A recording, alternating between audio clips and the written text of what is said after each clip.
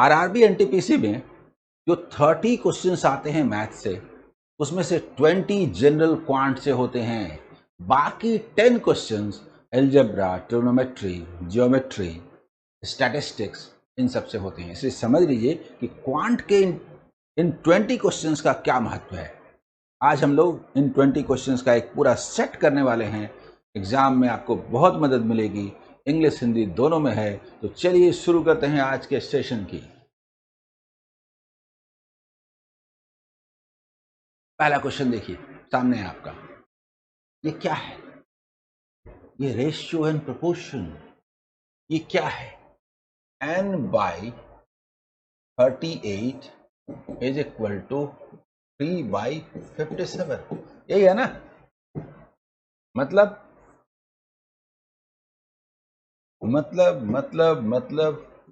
n is equal to 2। n is equal to 2। ठीक है, चले आगे बढ़े अगले क्वेश्चन की ओर। अगला सवाल देखिए। The distance between 2 points A and B is covered in 5.5 hours at a speed of 50 km per hour. If speed is increased by 5 km per hour, then how much time would be saved? Saved एक आसान question में twist है। कितना समय लगेगा नहीं, कितना समय बचेगा।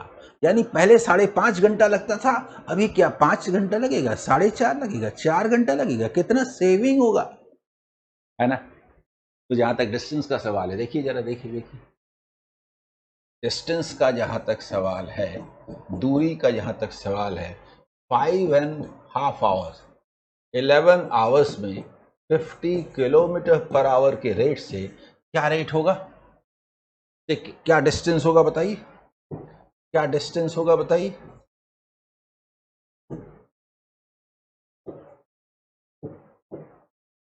इज इक्वल टू, और आप मल्टीप्लाई करते जाते हैं जबकि इसकी जरूरत नहीं थी। हम लोग 11 इंटू 25 ही रखेंगे, इतना किलोमीटर मल्टीप्लाई नहीं करेंगे। न्यू स्पीड क्या है? न्यू स्पीड है कि 50 प्लस 5, दैट मीन्स की 55 किलोमीटर पर आवर। तो न्यू टाइम क्या है? नया समय क्या लगेगा? 11 इंटू 25 बाई 55। कैसे काटेंगे? 11 इंटू 5 55, यानी 5 आवर्स लगेंगे। लेकिन लगेंगे ये सवाल नहीं है, सेविंग क्या होगा? सेविंग क्या होगा ये बताइए। सेविंग इन टाइम ये क्या होगा? 5.5 आवर माइनस 5 आवर्स, यानी कि 30 मिनट्स। बताइए होगा कि 30 minutes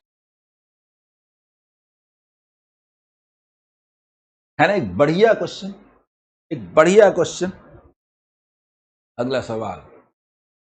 A wire is in the shape of a rectangle. Its length is 42.7 meter and breadth is 21.8 meter. If the same wire is rebent in the shape of a square, then what will be the measure of the side of the square? देखिए मैं figure बना के बताता हूं। ये एक आयत है, ठीक है, और हमें बनाना है कि स्क्वायर। तो क्या होगा ये सवाल है, ठीक है, ये सवाल है। देखिए इसका जो लेंथ है L is equal to 42.7 metre और जो ब्रेड्थ है B is equal to 21.8 metre. तो पेरीमीटर क्या होगा? 2 into L plus B. Perimeter होगा ना, इक्वल टू 2 इंटू, देखिए ये क्या हो जाएगा? 64.5, 2 इंटू 64.5, इतना मीटर होगा। बताइए, ये पेरीमीटर। इसी से स्क्वायर बनाया गया है। अगर हम मान लें कि इसका साइड ए है तो 4a is equal to 2 into 64.5, तो a इज इक्वल टू क्या होगा 32.25 मीटर होगा कि नहीं, बताइए। है ना, एक बढ़िया क्वेश्चन, सबों को समझ में आ रहा होगा। आगे बढ़े, अगला सवाल, question number 4। What is the smallest number of 5 digits which is exactly divisible by? नीचे जो भी दिया हुआ है, देखिए ऐसा है, ये जो नंबर है ना 12, 24, 48, 60 और 96, तो एलसीएम वो सबसे छोटा नंबर होता है जिसको डिवाइड करने पर इन सबों से वो कट जाता है, तो इन सब से बड़ा नंबर हुआ, इसीलिए हम नंबर को ऐसे लिखते हैं एलसीएम। सारे प्राइम बड़े बड़े नंबर को बटोर लीजिए, तो 32 है ना यहां पर, 2 to the power 5, यहां से उसके बाद 3 का 9 से कोई डिविजिबल है नहीं, यानी 3, 25 से है नहीं, तो 5 से है, बस और कुछ नहीं है। ये हुआ 48 और ये 0, 480। कहां से क्या लिया ये जरा बताइए। यहां से हमने लिया 2 to the power 5, यहां से हमने लिया 5 to the power 1, यहां से हमने लिया 3। देखिए और कुछ नहीं है। अब 480 से अगर हम डिवाइड करें तो आप जरा सोचिए 480 से 5 डिजिट का सबसे छोटा नंबर क्या होता है, 10,000, इससे बड़ा ही होगा। कहने का मतलब ये है, ये जो 960 है, अगली बार जो आप टेबल पढ़ेंगे 480 करेंगे, यानी कि इसे 80 होना चाहिए। दैट मीन्स ये नंबर क्या हुआ, +80, यानी कि 10,080 होगा, बताइए। यानी +80, 80, ये 80 ज्यादा है, तो 80 ज्यादा होगा। 10,080 5 डिजिट्स का, 5 अंकों की सबसे छोटी संख्या है, सबसे छोटी संख्या है जो इन सबों से डिविजिबल है, यानी कि इनके एलसीएम महत्तम लघुत्तम समापवर्तक वर्त्य से विभाज्य है, डिविजिबल है। क्लियर? देखिए अगला सवाल, find the cost in rupees for carpeting a room 65 decimetre into 60 into 30 decimetre at ₹45 per square metre. Cost को हम ऐसे लिखते हैं, कॉस्ट को लिखते हैं, सुनिए, 6.5 मीटर इंटू 3 मीटर, ऐसे करके इंटू ₹45 पर मीटर स्क्वायर। समझ में आ गया? Is equal to rupees. कैसे करेंगे बताइए? इसको बोलते हैं 19.5 इंटू 45 रुपीज। अब थोड़ा सोचिए इसको करने का तरीका। 20 माइनस 0.5 अगर कर दें तो काम ना हो जाए, तो काम ना हो जाए, जल्दी बताइए। यानी 900 रुपीज, 900 माइनस 22.5 यानी रुपीज 877.5 रुपीज होगा। ये कैलकुलेशन करने का तरीका है, बेस्ट वे है। कितना पैसा खर्च होगा जल्दी बताइए, समझ में आ रहा है कि नहीं? अगला सवाल, क्वेश्चन नंबर 6 देखिए। The ratio of the ages of Jay and Joy is 5:2. Okay. The sum of their ages is 63. After 9 years, what will be the ratio of their ages? देखिए बताता हूं। ये है जय, ठीक है, और ये है जॉय, ये है सम। बात करता हूं एट प्रेजेंट, एट प्रेजेंट कहा जा रहा है कि इनका जो रेशियो है वो क्या है, 5:2, यानी सम कितना हुआ 7, आज जो है ये है, और सम कितना है 63। एक्चुअल मालूम हो गया, ये कितना और ये कितना, जल्दी बताइए। इसका मतलब ये है इंटू 9 इंटू 9 इंटू 9, ठीक है, यानी 45 ईयर्स और ये 18 ईयर्स। अब मुझे बताइए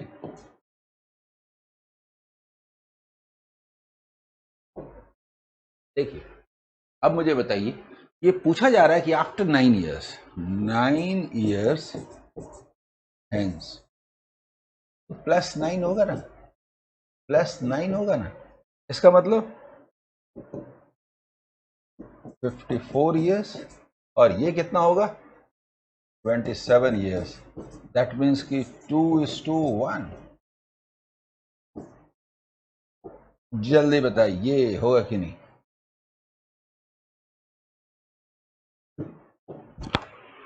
समझ में आया सबों को? अगला सवाल, the selling by selling 90 chocolates for ₹160। देखिए, ए chocolate trader losses 20%.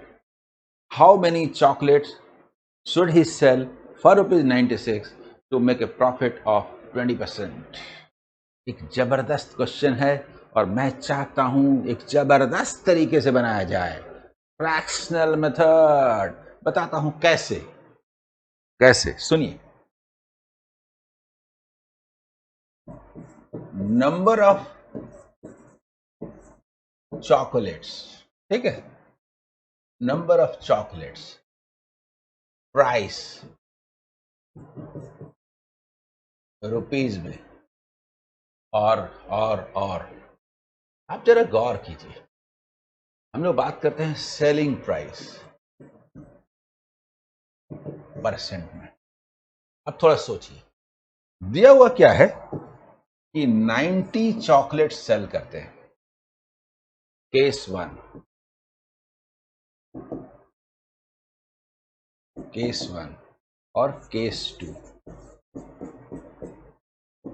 90 chocolate cell करते हैं, 160 रुपीज में सेल करते हैं, और लॉस होता है 20%, यानी 80% ऑफ द कॉस्ट प्राइस इसमें सेल करते हैं। अगर 100% कॉस्ट प्राइस मान ले तो कहा जा रहा है कि यदि 96 रुपीज में सेल किया जाए और यदि 120% पर सेल किया जाए, हाउ मेनी चॉकलेट्स। अब मैं बात करता हूं फ्रैक्शनल मेथड।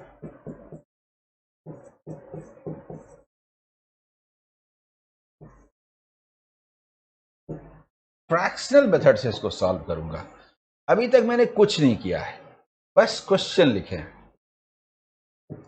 मुझे बताइए, अभी तक मैंने सिर्फ क्वेश्चन लिखे हैं, जो यहां लिखा हुआ है थोड़ा सजा के लिखा है ताकि फ्रैक्शनल मेथड समझ में आए। हाउ मेनी चॉकलेट्स, 90 चॉकलेट्स लिख दीजिए इनटू, ठीक है। अब सोचिए 90 चॉकलेट्स सेल करते हैं, ठीक है, 160 रुपीज में 90, तो 96 में क्या होगा बताइए मुझे, 96 में क्या होगा। अगर ये समझ में ना आ रहा हो तो पहले परसेंटेज कवर कर लेते हैं। 80% पर सेल करते हैं तो 90 चॉकलेट सेल करते हैं, लॉस होता है। 120% पर सेल करेंगे, 120% यानी 20% प्रॉफिट पर, तो कम सेल करेंगे ज्यादा। सुनिए ना, 20% का लॉस होता है, 80% पर सेल करते हैं तो 96, यदि 120% पर सेल करें तो नंबर क्या होगा, कम। कम का मतलब 80/120, और 160 रुपीज में इतना सेल करते हैं, 96 में कम सेल करेंगे ज्यादा, कम। कम का मतलब 96/160। जल्दी बताइए, समझ में आया? अब देखिए,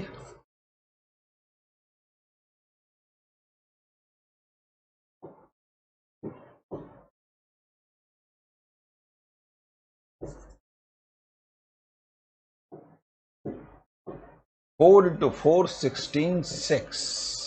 जल्दी बताइए। यानी कहने का मतलब 36 सेल करना पड़ेगा। जबरदस्त तरीका है। लॉस में सेल करते हैं, 20% लॉस। ये क्या चीज है, ये क्या है 20% लॉस?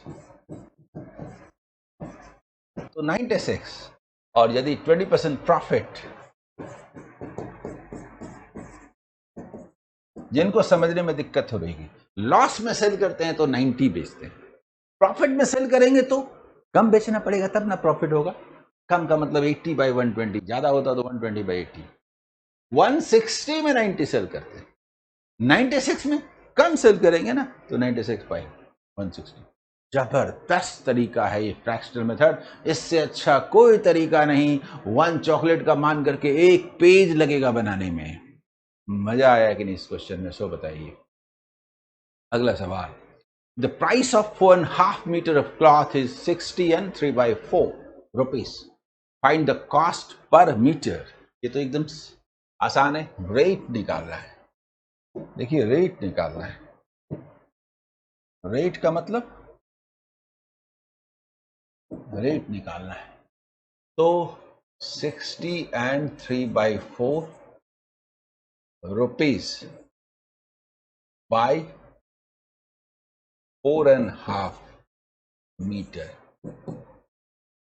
तो 243/4 इंटू 2/9 रुपीज पर मीटर। ये रेट हुआ ना। अब इसको कैंसिल कीजिए।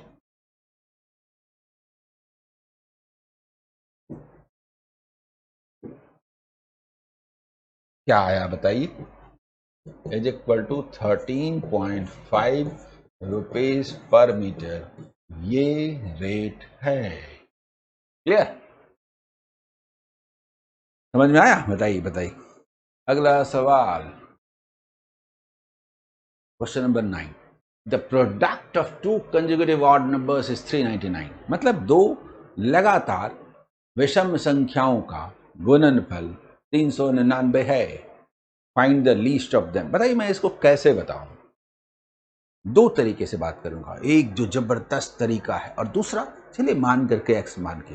पहले जो जबरदस्त तरीका है वो है कि हम 399 का स्क्वायर रूट लेते हैं, अप्रॉक्स 20 अप्रॉक्स, और यहां से धाराएं 2 तरफ जाती हैं, यहां से धाराएं 2 तरफ जाती हैं। 20 के आसपास प्रोडक्ट होगा, 20 और 21 होगा।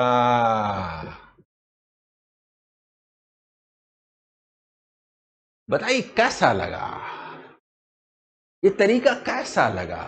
दोनों तो आसपास होना है ना, जल्दी बताइए। 2 consecutive odd numbers, this is the best way। तो हमसे पूछा गया least number is equal to 19। Answer ये हमारा है पहला तरीका, फर्स्ट मेथड। ठीक है। सेकंड मेथड ये कहता है, देखिए तो सही, सेकंड मेथड ये कहता है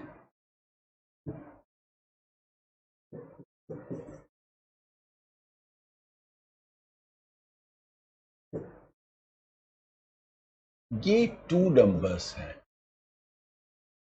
ठीक है, ये x-1 है, ये x+1 है, ये ऑड है, तो ये इवन हुआ कि नहीं मुझे बताइए। x इवन हुआ कि नहीं, जल्दी बताइए। ये 2 कंजुगेटिव ऑड नंबर्स हैं, मुझे बताइए x-1 into x+1 is equal to 399 हुआ कि नहीं? X square minus 1 is equal to 399 हुआ कि नहीं? X square is equal to 400 हुआ कि नहीं? और एक्स का वैल्यू 20 हुआ कि नहीं? इसीलिए फर्स्ट नंबर हुआ 20 माइनस 1 यानी 19। सेकंड नंबर हुआ 20 प्लस 1 यानी कि 21। तो 19 answer.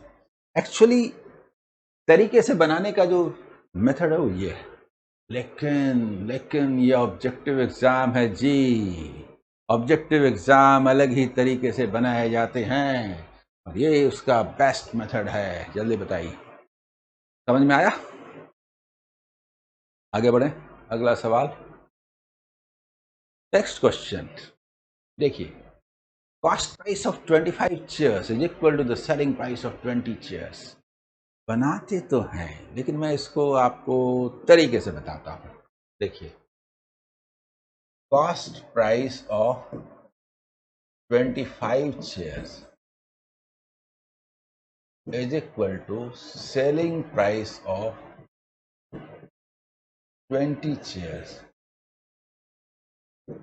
is equal to rupees 100 lakh। ये कहां से आया? 100 कहां से आया? तो आया LCM ऑफ 20 एंड 25। अब इसका मजा ये है कि फॉर 1 चेयर हम कोई भी ले सकते हैं। तो कॉस्ट प्राइस क्या हुआ? 25 का 100 है तो ₹4। सेलिंग प्राइस क्या हुआ? ₹5। 4 को हम 100% बोलें तो 1 को क्या कहेंगे? क्या 25% न कहेंगे? जल्दी बताइए। क्लियर? बेस्ट मेथड है जी, बेस्ट मेथड है। अगला सवाल, question number 11। A trader marks his goods at 20% above its cost price. If he allows a discount of 5%, then what is the final profit percent? अरे सुनिए तो सही, ये कॉस्ट प्राइस है, ये सेलिंग प्राइस है, ये मार्क प्राइस है। थोड़ा सोचिए, मार्क प्राइस जो है 20% अबव है, यानी हम इसे 100 मान लें तो ये 120 है। और डिस्काउंट कितना है? 5% का डिस्काउंट है, यानी कि 5% कितना हुआ? 6 का डिस्काउंट है, यानी 114 है। तो ये प्रॉफिट परसेंट हुआ ना? प्रॉफिट 14% आंसर है। 100 पर 14 का फायदा, 14% प्रॉफिट। बेस्ट मेथड है जी। आया समझ में? अगला सवाल, find the compound interest to the nearest rupees on rupees 7,500 for 2 years 4 months at 12% per annum reckoned annually। बहुत जबरदस्त क्वेश्चन है, देखिए कैसे बनेगा। मेरा लाइन मेथड शानदार है, बताता हूं। देखिए, प्रिंसिपल है ₹7,500, ठीक है।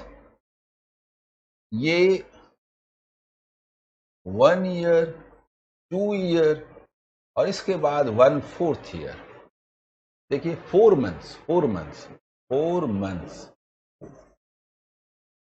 मतलब 1/3 ईयर,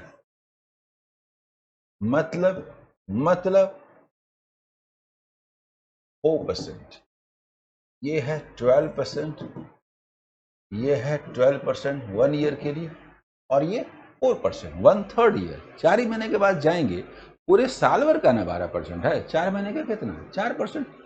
1% कितना है? 75। 2% कितना हुआ? 150। 4% कितना हुआ? 300। 3 इंटू 3 900 रुपीज 900। मतलब 4% इंटू 3 12%। तो ये भी 900 और 4% कितना होगा बताइए? 300 रुपीज 300। ये सिंपल इंटरेस्ट हुए। अब इसके बाद डिफरेंस, यहां तक डिफरेंस का सवाल है। यहां 0, यहां पर 12%। देखिए इसका 12% 108 और 1908 का हमें लेना है 4%। मुझे बताइए इसमें कुछ है? 4% कितना होगा? 76। इसका कोई वैल्यू नहीं है, ये हमें नहीं चाहिए, ये हमें नहीं चाहिए। तो ये कितना हुआ? 76 रुपीज। लिखना चाहते तो ये भी लिखते, लेकिन हमें होल नंबर में लेना है, इसलिए इसकी जरूरत नहीं है। 1800 एंड 400, 1200, 2200। देखिए 18 और 4, 2200 हो गया। कंपाउंड इंटरेस्ट रुपीज 2200 हो गया। और 76 एंड 8, 84। लिखना तो ये भी है, पर इसकी जरूरत नहीं है। देखिए देखिए देखिए, रुपीज 2284। जल्दी बताइए। क्लियर? समझ में आया? अगला सवाल देखिए, X, Y and Z take 18 days to complete a piece of work. If X works alone, he finishes the work in 36 days. And if Y works alone, he finishes it in 60 days. अरे कुछ नहीं है, तीनों मिलकर के काम को 18 दिन में करते हैं, बाकी दो अलग अलग कितने दिनों में करता है, तीसरे का निकाल रहा है। Unit work method. देखिए X plus Y plus Z, ये तीनों मिलकर के 18 डेज में वर्क कर सकते हैं। X अकेला इसको 36 डेज में कर सकता है, Y अकेला 60 डेज में कर सकता है। हम लोग टोटल वर्क को डिफाइन करते हैं। कैसे करते हैं? टोटल वर्क एलसीएम लेते हैं। देखिए 3 स्क्वायर इंटू, देखिए 3 स्क्वायर, उसके बाद इंटू 4 इंटू 5। बस बस बस, ये क्या हुआ? एलसीएम ऑफ 18, 36 एंड 60,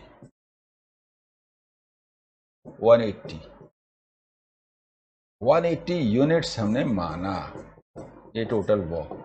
ऐसा करने से ये हो गया 10 यूनिट्स पर डे। इसका हो गया 36 है। 5 यूनिट्स पर डे, इसका हो गया 3 यूनिट्स पर डे। मुझे बताइए एक बात, मुझे एक बात बताइए कि जेड का क्या हुआ?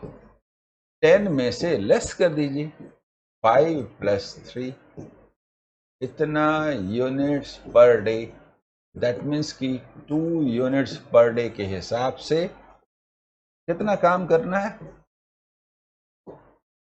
काम करना है 180 यूनिट्स को। तो ये कितना टाइम लगेगा? 90 डेज लगेगा कि नहीं? बताइए जेड को 90 डेज लगेगा कि नहीं? क्लियर? समझ में आ रहा है? अगला सवाल, the sum of the digits of a 2 digit number is 9। सुनिए ना, कुछ भी करने के पहले नंबर को हम मान लेते हैं 10x प्लस वाई। सम यानी दिया हुआ है कि x plus y is equal to 9, ये दिया हुआ है। When 27 is added to the number, then the digits get interchanged. इसको ऐसे नहीं लिखते, पूरा लिखने का मन नहीं है। डिजिट्स बदल देते हैं तो नंबर बढ़ जाता है, माने 27 ऐड कर देते हैं तो नंबर बदल जाता है। जैसे मान लीजिए 27 है, वो 72 कब होगा? जब कुछ ऐड करेंगे। और 72 है, वो 27 कब होगा? जब सब्ट्रैक्ट करेंगे। तो 27 ऐड कर रहे हैं, ऐड करने से नंबर बदलता है, यानी बाद में बड़ा नंबर हो जाता है। यानी 10x प्लस वाई छोटा नंबर था, यानी यानी यानी y बड़ा है x से। तो y minus x is equal to 9 3 जा यानी कि 3। बताता हूं मैं कैसे ये वाला हुआ, लेकिन सॉल्व ऐसे ही करना है। बताता हूं कैसे हुआ, ठीक है? पहले इसको सॉल्व कर देता हूं। तो देखिए y का वैल्यू क्या आया? 12/2 यानी 6, और x का वैल्यू क्या आया? 3। तो नंबर क्या हुआ? Number is equal to 36। जल्दी बताइए। अब मैं बताता हूं होता क्या है और क्यों होता है। देखिए उसमें जब ऐड कर देते हैं 10x प्लस वाई में, जब हम ऐड कर देते हैं 27 ऐड कर देते हैं तो डिजिट्स उलट जाते हैं। ये लिखा गया ना। मैं ये कहना चाह रहा हूं कि आप x को लाइए इधर, 9 into x minus y is equal to 27 ना, तो 9 इंटू 3। जल्दी बताइए। ये वाला जो है हम लोग इधर रखे और उस साइड ले गए। कहने का मतलब y माइनस एक्स लिखिए, 27 को यहीं रहने दिए, उधर ले गए। ठीक है, तो ये y माइनस एक्स सीधा सीधा 3 लिखें कि नहीं। कहने का मतलब ये कि जैसे 63 माइनस 36 ये 10x प्लस वाई है और ये 10y प्लस एक्स है, तो मुझे बताइए बदलने पर क्या होता है। 9 इंटू 3 होता है कि नहीं, और ये 3 कहां से होता है, 6 माइनस 3।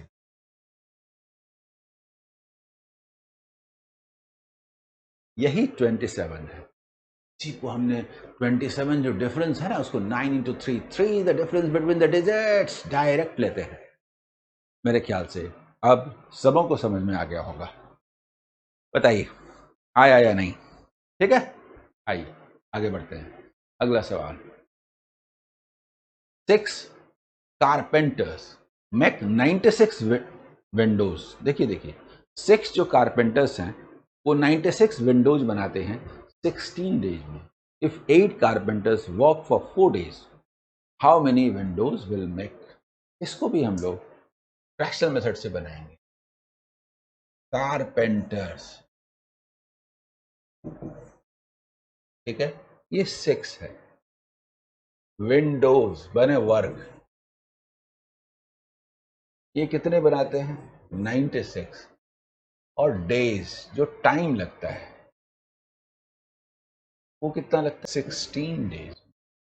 ठीक है, तो 8 कारपेंटर्स 4 डेज में कितना बनाएंगे, ये सवाल है। देखिए हम लोग फ्रैक्शनल मेथड से बनाएंगे। ठीक है,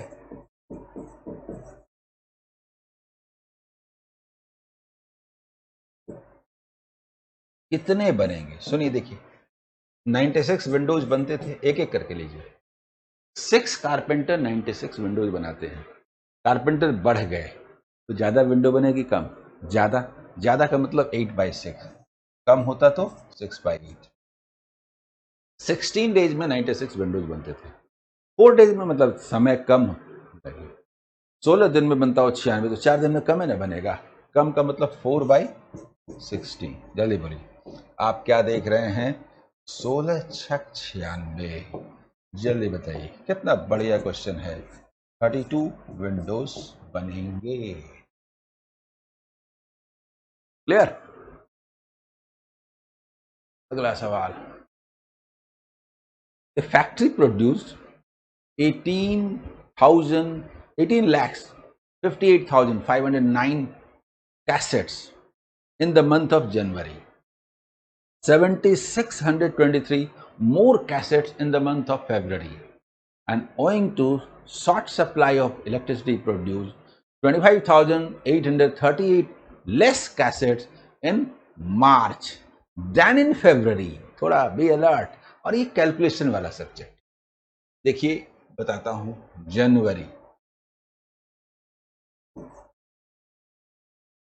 जनवरी में बनता है 18,58,509। फरवरी में बनता है,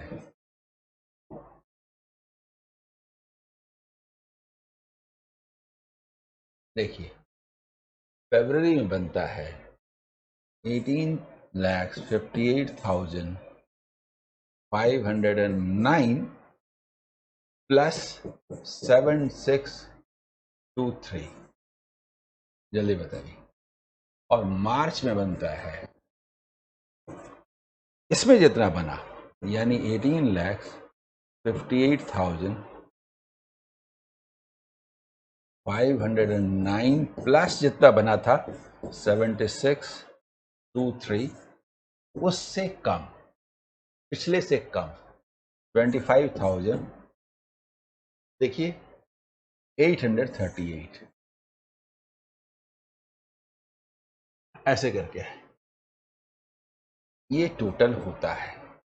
मुझे बताइए, इसको ऐड करें घटाएं करें, उससे अच्छा है कि 58,000 वाले को 3 टाइम्स नहीं कर दें। मुझे बताइए ना, इसको हम ऐसे नहीं लिखें 3 इंटू 18,58,509, ऐसा ना कर दें, ज़्यादा अच्छा रहेगा। प्लस इन दोनों को ऐड नहीं कर दें, 76 76 152 होता है और 23 दूना 46 होता है, ज़्यादा ना अच्छा है। 25,838, ये ज़्यादा अच्छा रहेगा कि नहीं? जल्दी बताइए, जल्दी बताइए। ठीक है, अब यहां पर सोचिए इसका वैल्यू कितना आएगा। ग्रुपिंग करके करते हैं। जैसे मान लीजिए मैं कहता हूं कि ये 509 है, ठीक है, ये 509 है, इसको पकड़ लिया 3 टाइम्स करने के ख्याल से, और 8 को पकड़ लिया और 185 पकड़ लिया, तो जल्दी हो जाएगा नहीं?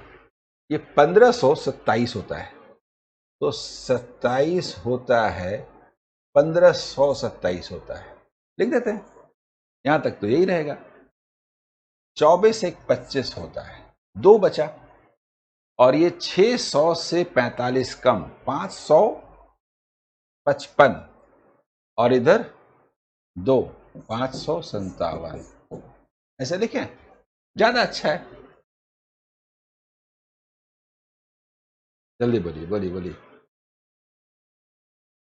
और यहां पर भी क्या करते हैं, ये 15 को हम 10 कर देते हैं ना, अच्छा रहेगा।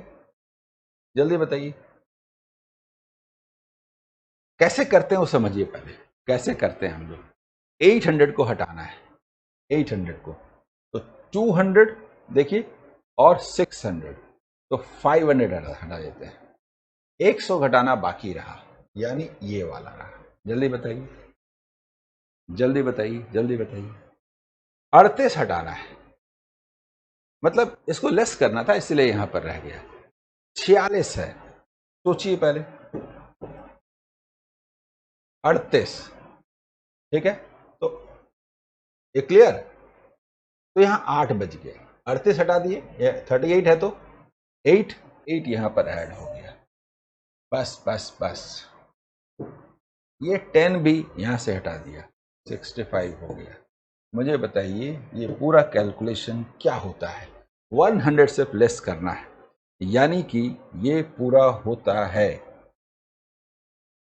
55 lakhs, देखिए 64 935,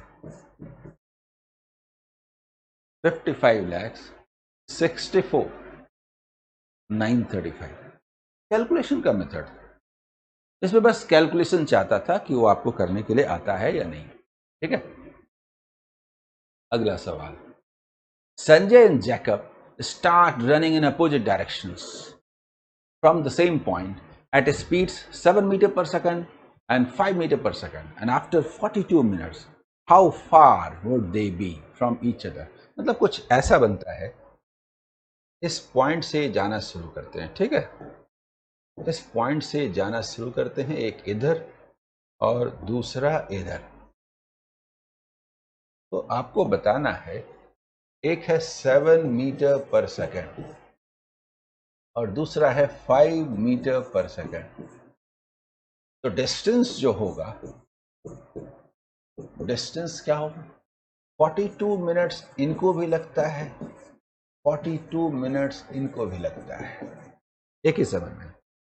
तो 5 + 7 इंटू 42 मिनट्स, जल्दी बताइए, हमें क्या किलोमीटर में बताना है, और ये मीटर पर सेकेंड है, तो ये मिनट्स है, इनटू हम 60 सेकेंड्स कर देते हैं, ठीक है, और इसको क्लियर 60 सेकेंड्स कर देते हैं, इंटू 1000 कर देंगे बाद में।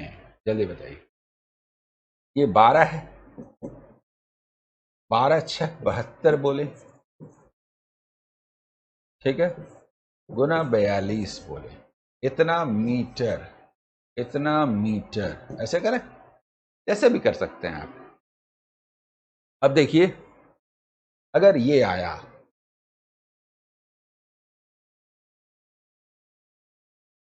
टू लाइन में मल्टीप्लिकेशन मालूम है ना, 2 कॉमन आ गया, 7 4 11 दूना 22 2।